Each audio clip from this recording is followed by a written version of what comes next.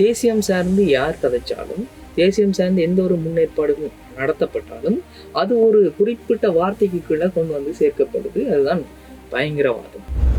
ஒரு இளைஞன் தன்னால் எழுதப்பட்ட ஒரு பாடலை வெளியிட முடியாது என்று சொன்னார். அதையே ஒரு குற்றம் என்று இந்த அரசாங்கம் ஒரு இளைஞனை கைது செய்து என்று சொன்னார். இங்கே பார்க்க வேண்டிய நிறைய விடயங்கள்.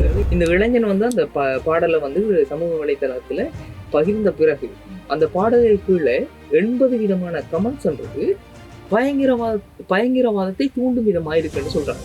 ஆனால் அந்த 80 வீத கமெண்ட்ஸ், அந்த 80 வீத பதிவுகளையும் போட்டது யாருன்னு பார்த்தா சிங்கள மக்கள். நாங்கள் இந்த அரசாங்கத்தினுடைய சட்டங்களையும் நாட்டினுடைய சட்ட ஒழுங்குகளையும் நாங்கள் மதிக்காதவர்கள் இல்லை. ஆனால் சட்டம் என்பது எல்லோருக்குமே சமனாக இருக்க வேண்டும் என்பதுதான் தமிழர்களுடைய ஒரு கோரிக்கையாக பல காலமாக நாங்க இப்ப வரைக்குமே ஒரு இனத்துக்கு எதிராக எந்த செயற்பாடும் செய்ய நாங்கள் எங்களுடைய உரிமைகளையும் எங்களுக்கான மீட்பையும் எங்களுக்கான ஒரு சமத்துவத்தையும் தான் கேட்டு நிற்கிறோம்.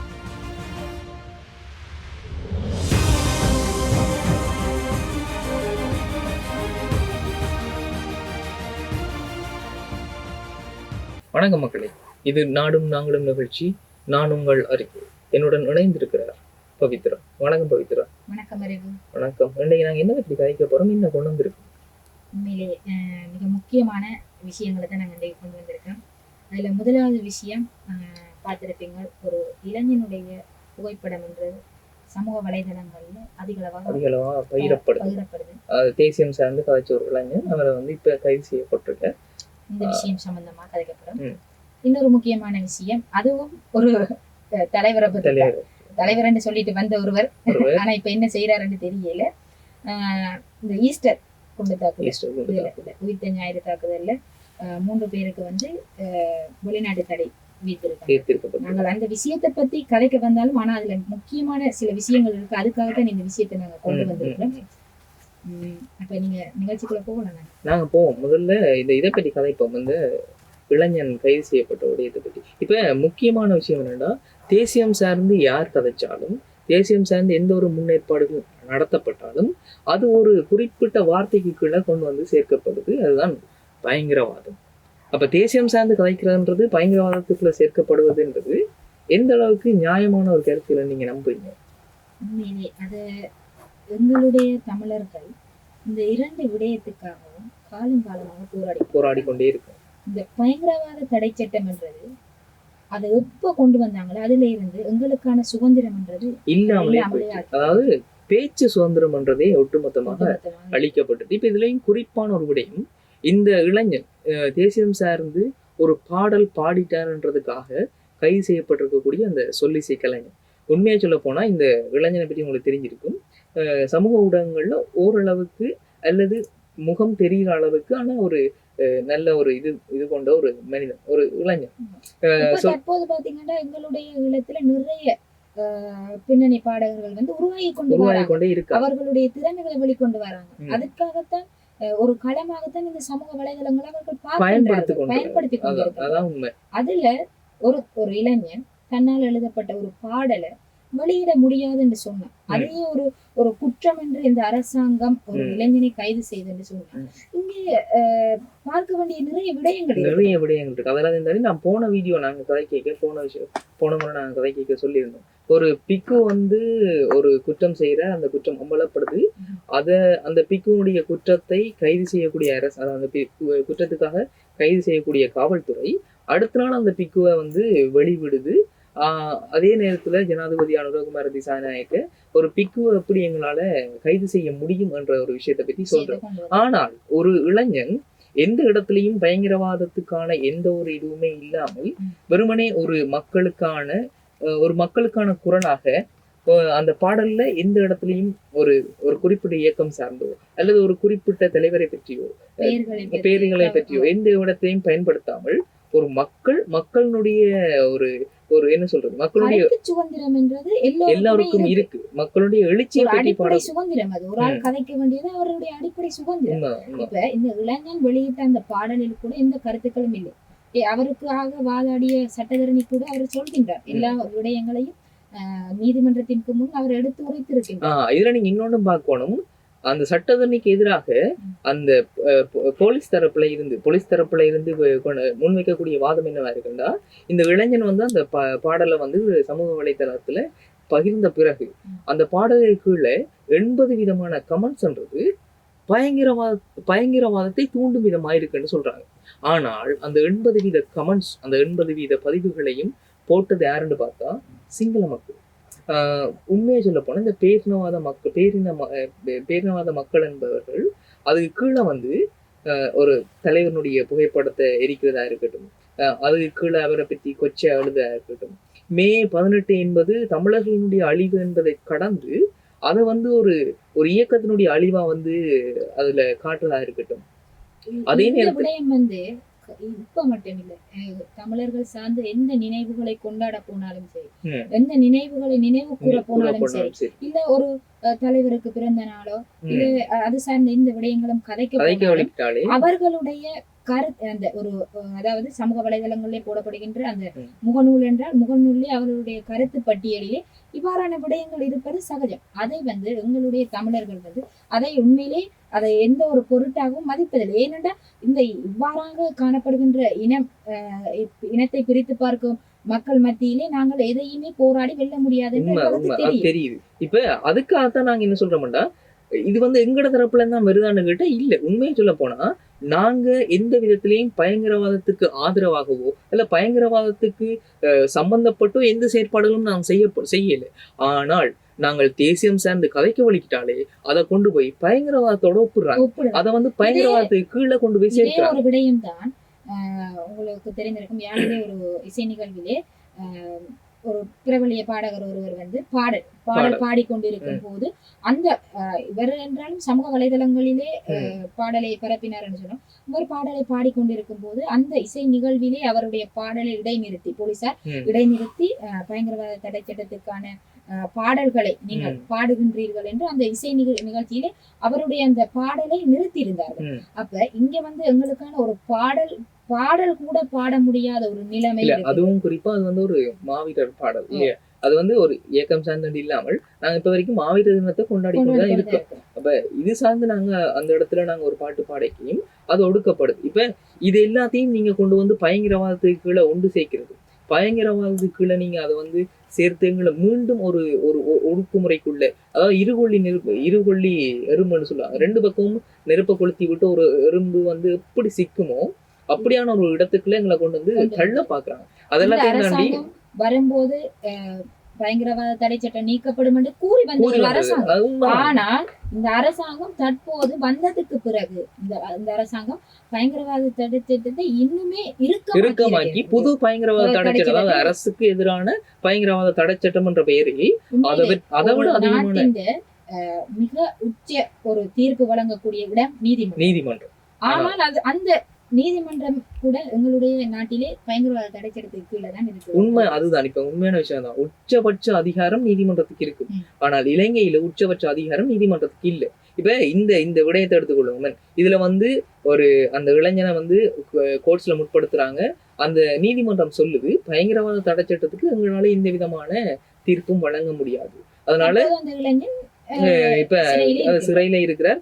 வெறும் 14ஆம் தேதி வரைக்கும் அந்த இளைஞன் வந்து தடுப்பு காவல்ல மறைக்கப்பட்டிருக்கார். இப்ப நாங்கள் இந்த அரசாங்கத்தினுடைய சட்டங்களையும் நாட்டினுடைய சட்ட ஒழுங்குகளையும் நாங்கள் மதிக்காதவர்கள் இல்லை. ஆனால் சட்டம் என்பது எல்லோருக்குமே சமனாக இருக்க வேண்டும். தமிழர்களுடைய ஒரு கோரிக்கையாக பல காலமாக முன்வைக்கிறார்கள். நீங்க குறிப்பா பார்க்கணும், மே 18 கொழும்புல இடம்பெற்ற அந்த சம்பவம், அதுக்கு சிங்கள மக்கள் வந்து அதை போற்றாங்க, கொண்டாடுறாங்க. அந்த செயற்பாடு செஞ்ச அத்தனை பேருமே ஏதோ பெரிய மாவீரர்கள் மாதிரி பார்க்கப்படுது.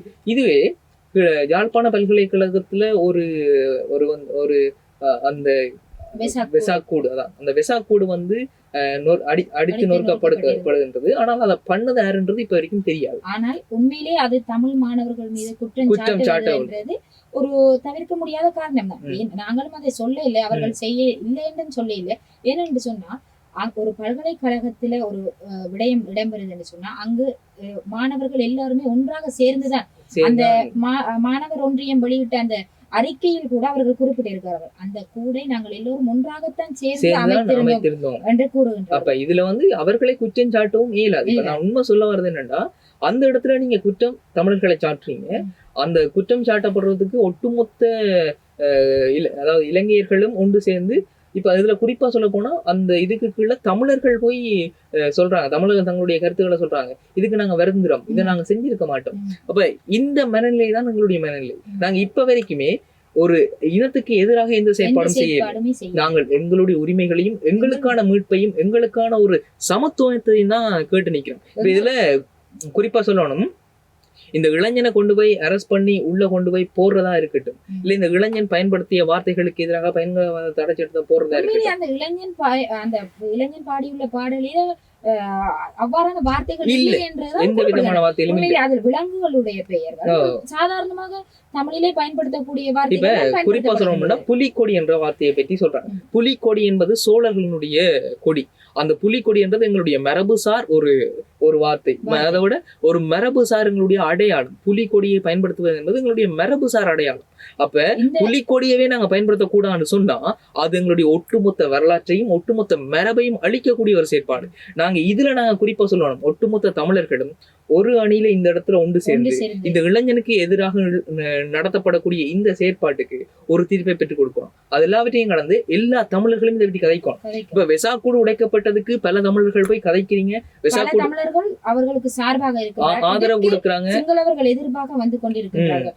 ஆனால் இப்ப தமிழருக்கு ஒரு பிரச்சனையின் போது எந்த சிங்களவர்கள் வந்து உதவுகின்றார்கள்? இல்ல, யாருமே இல்ல. ஒரு பேரை மட்டும் சொல்லிடாது, ஒட்டுமொத்த அதாவது பெரும்பான்மையா சிங்களவர்கள் அத்தனை பேருமே நான் சொன்ன மாதிரி அந்த கமெண்ட்ஸ்ல 80% சிங்களவர்கள் அவர்கள் தான் பயங்கரவாதத்தை தூண்டுகிறார்கள் தவிர அந்த பாடலை கைது செய்ய வேண்டும் என்று சொன்னால் அந்த கருத்து பட்டியலே கருத்திட்ட அத்தனை பேரையும் தான் நீங்க கைது செய்யணும். ஏனென்றால் அவர்கள் தான் ஒரு இனத்தினுடைய ஒரு ஒட்டுமொத்த மக்களையும் ஒரு குறிப்பிட்ட இடத்துல கொண்டு போய், அதாவது பயங்கரவாதம் என்ற ஒரு இடத்துல கொண்டு போய் நிப்பாட்டுறாங்க. அவங்கதான் அந்த மக்களை எங்களை பயங்கரவாதிகள் என்று குற்றம் சாட்டுறாங்க. நாங்க எந்த இடத்துலயுமே அதை செய்யல, உண்மை அதுதான். இப்ப ஆனா இத சிங்கள மக்களை உணர்ந்து கொள்வாங்களான்னு கேட்டா இல்லை.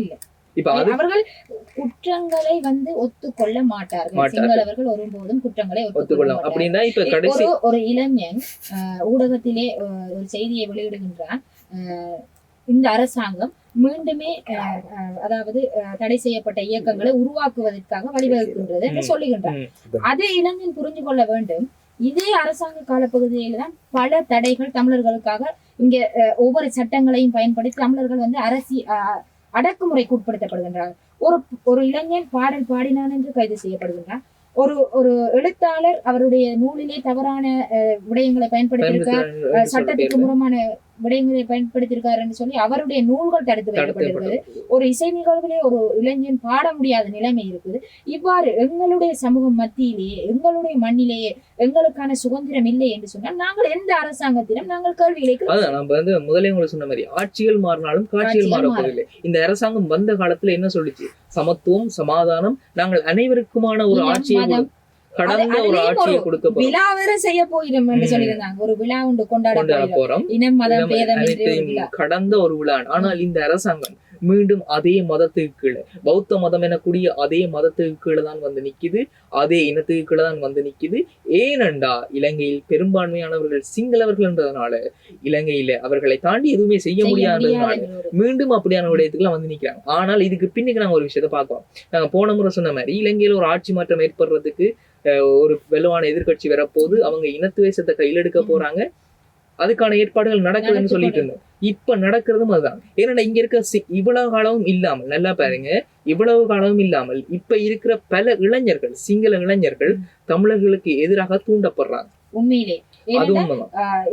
இப்ப கூடுதலாக தமிழருக்கு எதிராக பல விடயங்களிலே எதிர் வினையான செயற்பாடுகளில் ஈடுபடுகின்றவர்கள் இளைஞர்களாக இருக்கின்றார்கள்.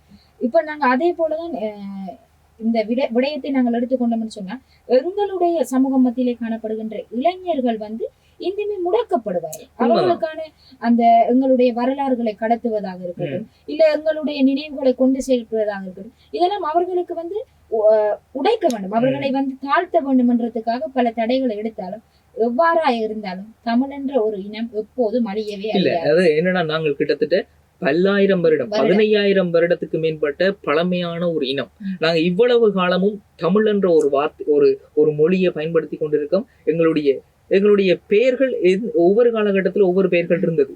நாங்க இயக்கர்களா இருந்தோம், நாகர்களா இருந்தோம், தமிழி என்ற ஒரு எங்களுக்கென்ற ஒரு இது இருந்தது. பிற்காலத்துல தமிழ் என்று மாற்றப்பட்டது. ஆனால் நாங்கள் இவ்வளவு காலமும் இந்த உலகத்தில் வாழ்ந்து கொண்டிருக்கோம் என்றா எங்களுக்கென்ற ஒரு அடையாளம், எங்களுக்கென்ற ஒரு உரிமை, எங்களுக்கென்ற ஒரு நிலம் என்றதை நாங்க எப்பயுமே அடைந்து கொண்டுதான் இருக்கோம், தேடிக்கொண்டுதான் இருக்கோம். உண்மை சொல்ல போனா வரலாறு மீட்டுருவாக்கப்படக்கூடியதுன்னு சொல்லுவாங்க. இப்ப எனக்கு என்ன பயமா இருக்குண்டா, சிங்களவர்கள் திரும்பியும் இனத்தை கையில் எடுக்க, சிங்களவர்கள் தமிழர்களுக்கு எதிரான இனத்துவேசத்தை பற்றி கதை கேட்க, சிங்கள இளைஞர்கள் மீண்டும் அதை பற்றியான செயற்பாடுகளை செய்ய, இங்க வரலாறு மீட்கப்படுமோ அல்லது மீண்டும் வரலாறு கட்டமைக்கப்படுமோ, அது எல்லாவற்றையும் கடந்து வரலாற்று தேவை இங்க காணப்படுமோன்ற ஒரு பயம் இருக்கு. நான் என்ன யோசிக்கிறேன்டா, இப்படி நீங்க ஒரு இளைஞனை கைது செய்றீங்க, அந்த இளைஞனுக்கான ஒரு பயங்கரவாத தடை சட்டத்துக்குள்ள அந்த இளைஞனை கொண்டு போய் சேர்க்கிறீங்க.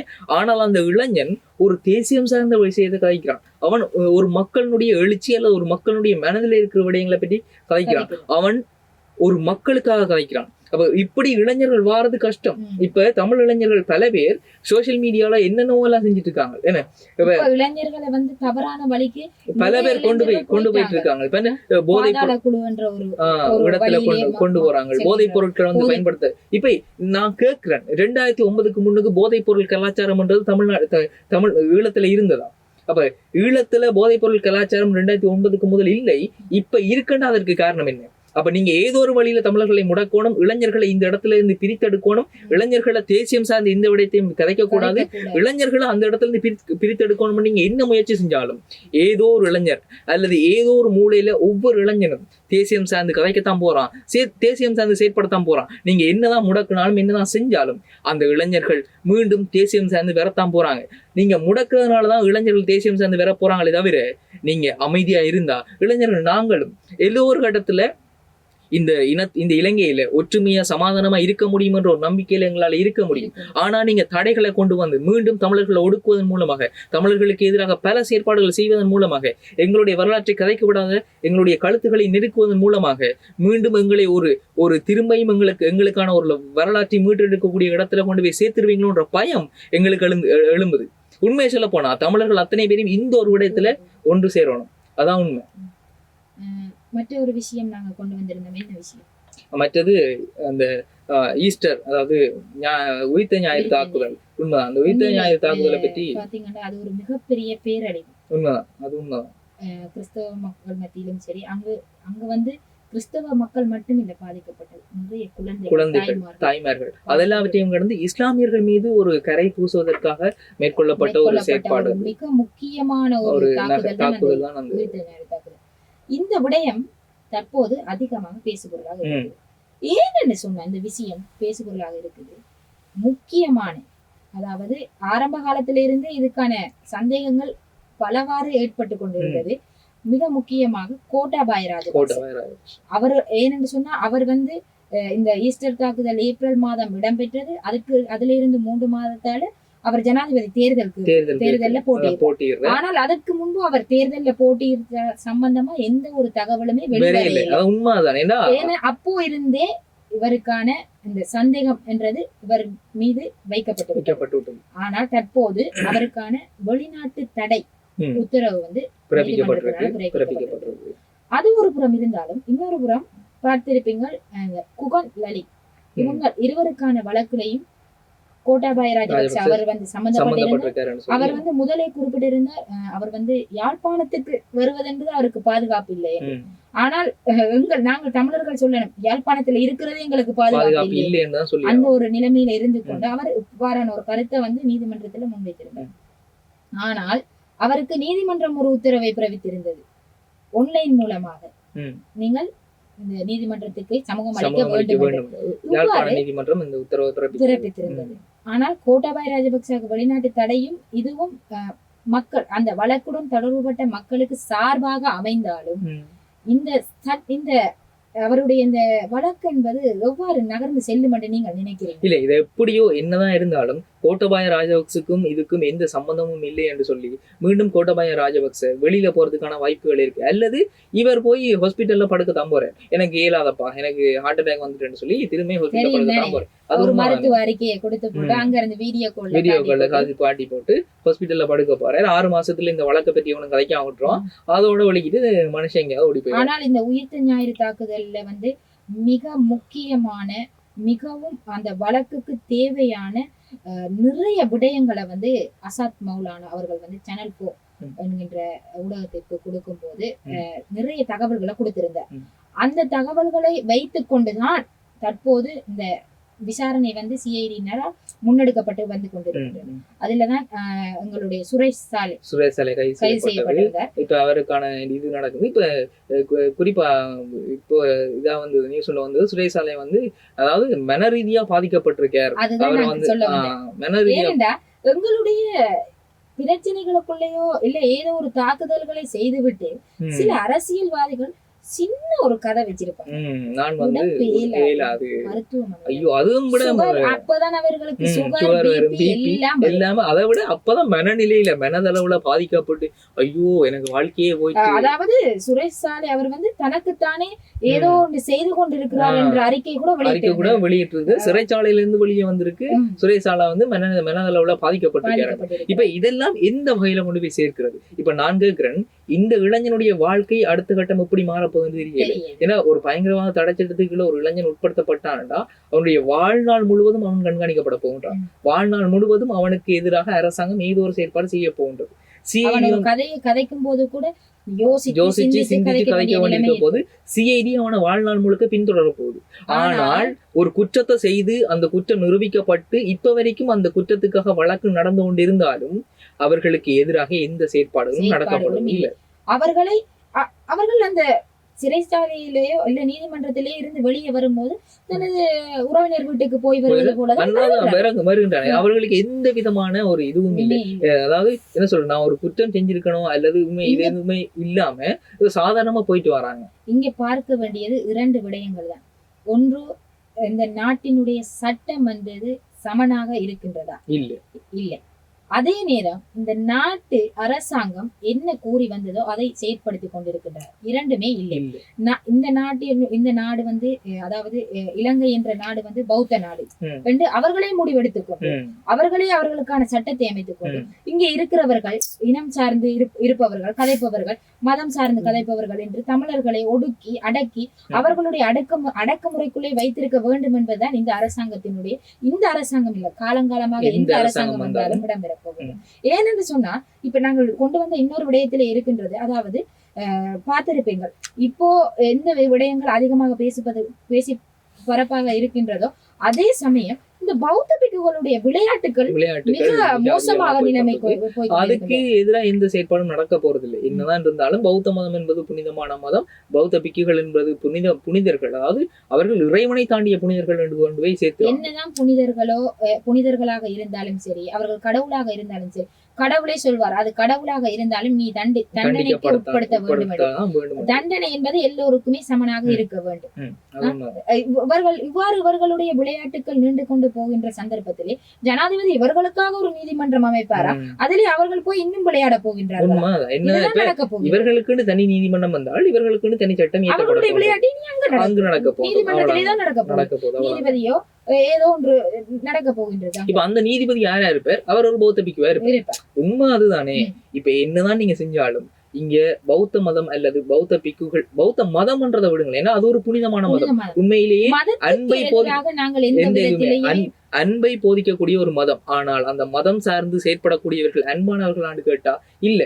அவர்கள் ஒரு பிக்கு ஊடகத்துல வந்து சொல்றாரு, தமிழர்களை ஒட்டுமொத்தமா அழிக்கணும், தமிழர்களை கொண்டு போய்க்கணும், ஒரு தமிழன் விடாம இலங்கையில இருந்து அடித்து துரத்தணும்னு சொல்றேன். அப்ப சுதந்திரம் இப்ப வரைக்கும் ஏன் நாங்கள் முடக்கி கொண்டு இருக்கிறோம் என்று சொல்லுறோம் என்றா, அதாவது ஒரு இளைஞன் இங்கே இருந்து தென்னிலங்கையில போய் ஒரு விளையாட்டு சார்ந்தோ இல்ல ஏனைய துறை சார்ந்தோ ஒரு பயணத்தை மேற்கொள்ள போகின்றாங்க. அங்கு அந்த இளைஞன் மேற்கொள்கின்ற சிரமங்கள் என்பது மிகவும் கவலைக்குரிய ஒரு விடயம். ஏன்னா அந்த இளைஞன் அந்த ஒரு பேருந்துல போறாங்க, கொழும்புக்கு போயிட்டாருன்னு சொன்னா, தென்னிலங்கையில ஏதோ ஒரு கொழும்புக்கு போனா, நாங்க கொழும்புக்கு போனாருன்னு சொன்னா, தமிழா நீங்கள் என்று சொல்லி அதுல தொடங்குன அவர்களுடைய அந்த இனம் இது வெறியர்கள் அதுல தொடங்குனாங்கன்னு சொன்னா, இது அதை வந்து அந்த இளைஞனை வந்து அனுப்பி வைக்க மாட்டோம், ஊருக்கு அனுப்பி வைக்க மாட்டோம். அந்த இளைஞன் வந்து நிறைய சிரமங்களுக்கு உட்படுத்தப்படுறார். உண்மைதான். அந்த இளைஞன் மீது பல இனம் சார்ந்த விடயங்கள் கதைக்கப்படுது. அந்த இளைஞனை பல விடயங்கள், அந்த புல்லிங்னு சொல்லுவாங்க, அதாவது இது வந்து ஒரு இனம் சார்ந்த புல்லிங் அது நடத்தப்படுது. அது உண்மைதான். சரி, ஓகே, நாங்க இவ்வளவு தூரம் இந்த விஷயத்தை பற்றி கதைச்சிருக்கோம். இது நான் கடைசியா சொல்ல வர விஷயம் என்னன்னா, ஒரு தமிழனுக்கு எதிராக, ஒரு தமிழ் இளைஞனுக்கு எதிராக நடத்தப்படக்கூடிய இத்தகைய செயற்பாடுகளுக்கு தமிழ் மக்கள் ஒன்றாக நிற்கணும், அவருக்கு சார்பான விடயங்களை கொண்டு போய் சேர்க்கணும், அவருக்கு சார்பாக கதைக்கணும், அவரை இந்த இடத்துல இந்த பிரச்சனையிலிருந்து வெளிக்கொண்டு வரதுக்கு என்ன செயற்பாடு செய்யணுமோ அதை அத்தனை பேருமே செய்யணும். அத்தனை தமிழர்களும் இந்த 3 விஷயங்களையும் முக்கியமாக எடுத்துட்டு வந்ததுக்கு காரணம், சட்டம் என்பது எங்களுடைய நாட்டிலே தற்போது எந்தெந்த நிலையில் இருக்கின்றது என்பதை காட்டுவதற்காகத்தான் நாங்கள் இந்த ஒரு விஷயத்தை இன்றைக்கு முன்வந்து கதைச்சிருக்கிறோம். ஓகே, இதுதான் விஷயம். இந்த வீடியோ பிடிச்சிருக்கா, எப்படி இருக்கு, உங்களுடைய ஆதரவு என்ன, இந்த இளைஞனுக்காக நீங்க என்ன சொல்ல போறீங்க, அனைத்தையும் கமெண்ட்ல சொல்லுங்க. இந்த வீடியோ பிடிச்சிருந்தா லைக் பண்ணுங்க, கமெண்ட் பண்ணுங்க, ஷேர் பண்ணுங்க. இது IBC தமிழ், நான் உங்கள் அறிவு, இது நாடும் நாங்களும். நன்றி. நன்றி.